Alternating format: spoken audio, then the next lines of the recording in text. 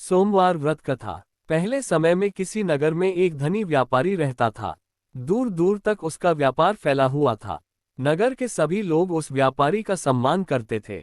इतना सब कुछ से संपन्न होने के बाद भी वह व्यापारी बहुत दुखी था, क्योंकि उसका कोई पुत्र नहीं था, जिस कारण अपने मृत्यु के पश्चात व्यापार के उत्तराधिकारी की चिंता उसे हमेशा सताती रहती थी। पुत्र प्राप्ति की इच्छा से व्यापारी प्रत्येक सोमवार भगवान शिव की व्रत पूजा किया करता था और शाम के समय शिव मंदिर में जाकर शिवजी के सामने घी का दीपक जलाया करता था। उसकी भक्ति देखकर मां पार्वती प्रसन्न हो गई और भगवान शिव से उस व्यापारी की मनोकामना पूर्ण करने का निवेदन किया। भगवान शिव बोले, इस संसार में सबको उसके कर्म के अनुसार फल की प्राप्ति होती है। जो प्राणी जैसा कर्म करते हैं उन्हें वैसा ही फल प्राप्त होता है। शिवजी द्वारा समझाने के बावजूद मां पार्वती नहीं मानी और उस व्यापारी की मनोकामना पूर्ति हेतु वे शिवजी से बार बार अनुरोध करती रही।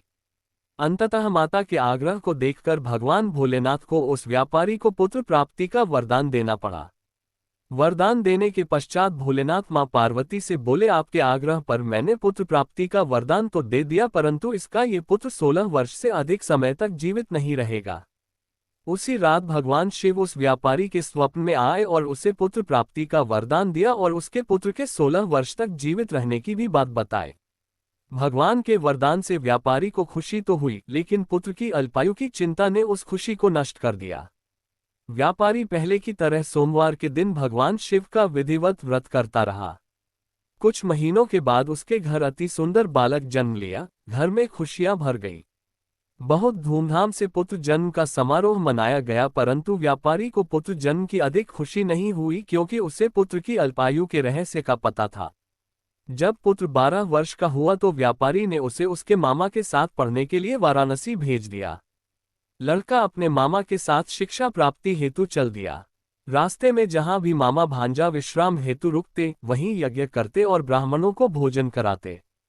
लंबी यात्रा के बाद मामा और भांजा एक नगर में पहुंचे। उस दिन नगर के राजा की कन्या का विवाह था, जिस कारण पूरे नगर को सजाया गया था। निश्चित समय पर बारात आ गई, लेकिन वर का पिता अपने बेटे के एक आंख से काने होने के कारण बहुत चिंतित था। उसे भय था कि इस बात का पता चलने पर कहीं राजा विवाह से इनकार न कर दे, इससे उसकी बदनामी भी होगी। जब वर के पिता ने व्यापारी के पुत्र को देखा तो उसके मस्तिष्क में एक विचार आया। उसने सोचा, क्यों न इस लड़के को दूल्हा बनाकर राजकुमारी से विवाह करा दूं। विवाह के बाद इसको धन देकर विदा कर दूंगा और राजकुमारी को अपने नगर ले जाऊंगा। वर के पिता ने लड़के के मामा से इस संबंध में बात की। मामा ने धन मिलने के लालच में वर के पिता की बात स्वीकार कर ली। लड़के को दूल्हे का वस्त्र पहनाकर राजकुमारी से विवाह कर दिया गया। राजा ने बहुत सारा धन देकर राजकुमारी को विदा किया। शादी के बाद लड़का जब राजकुमारी से साथ लौट रहा था तो वह सच नहीं छिपा सका और उसने राजकुमारी के ओढ़नी पर लिख दिया, राजकुमारी, तुम्हारा विवाह मेरे साथ हुआ था। मैं तो वाराणसी पढ़ने के लिए जा रहा हूं और अब तुम्हें जिस नवयुवक की पत्नी बनना पड़ेगा वह कान्हा है। जब राजकुमारी ने अपनी ओढ़नी पर लिखा हुआ पढ़ा तो उसने कान्हे लड़के के साथ जाने से इनकार कर दिया। राजा सब बातें जानकर राजकुमारी को महल में रख लिया। उधर लड़का अपने मामा के साथ वाराणसी पहुंच गया और गुरुकुल में पढ़ना शुरू कर दिया। जब उसकी आयु 16 वर्ष की हुई तो उसने यज्ञ किया। यज्ञ के समाप्ति पर ब्राह्मणों को भोजन कराया और खूब अन्न वस्त्र दान किए। रात को वह अपने शयन कक्ष में सो गया। शिव के वरदान के अनुसार शयनावस्था में ही उसके प्राण पखेरु उड़ गए। सूर्योदय पर मामा मृत भांजे को देखकर रोने पीटने लगा। आसपास के लोग भी एकत्र होकर दुख प्रकट करने लगे। लड़के के मामा के रोने विलाप करने के स्वर समीप से गुजरते हुए भगवान शिव और माता पार्वती भी सुने। पार्वती ने भगवान से कहा, प्राणनाथ, मुझे इसके रोने के स्वर सहन नहीं हो रहे। आप इस व्यक्ति के कष्ट को अवश्य दूर करें। भगवान शिव ने पार्वती के साथ अदृश्य रूप में समीप जाकर देखा तो भोलेनाथ पार्वती से बोले, ये तो उसी व्यापारी का पुत्र है जिसे मैंने 16 वर्ष की आयु का वरदान दिया था। इसकी आयु पूरी हो गई है। मां पार्वती ने फिर भगवान शिव से निवेदन कर उस बालक को जीवन देने का आग्रह किया। माता पार्वती के आग्रह पर भगवान शिव ने उस लड़के को जीवित होने का वरदान दिया और कुछ ही पल में वह जीवित होकर उठ बैठा। शिक्षा समाप्त करके लड़का मामा के साथ अपने नगर की ओर चल दिया। दोनों चलते हुए उसी नगर में पहुंचे जहां उसका विवाह हुआ था। उस नगर में भी यज्ञ का आयोजन किया। समीप से गुजरते हुए नगर के राजा ने यज्ञ का आयोजन देखा और उसने तुरंत ही लड़के और उसके मामा को पहचान लिया। यज्ञ के समाप्त होने पर राजा मामा और लड़के को महल में ले गया और कुछ दिन उन्हें महल में रखकर बहुत सा धन, वस्त्र आदि देकर राजकुमारी के साथ विदा कर दिया। इधर भूखे प्यासे रहकर व्यापारी और उसकी पत्नी बेटे की प्रतीक्षा कर रहे थे। उन्होंने प्रतिज्ञा कर रखी थी कि यदि उन्हें अपने बेटे की मृत्यु का समाचार मिला तो दोनों अपने प्राण त्याग देंगे, परंतु जैसे ही उसने बेटे के जीवित वापस लौटने का समाचार सुना तो वह बहुत प्रसन्न हुआ। वह अपने पत्नी और मित्रों के साथ नगर के द्वार पर पहुंचा। अपने बेटे के विवाह का समाचार सुनकर पुत्रवधू राजकुमारी को देखकर उसकी खुशी का ठिकाना न रहा।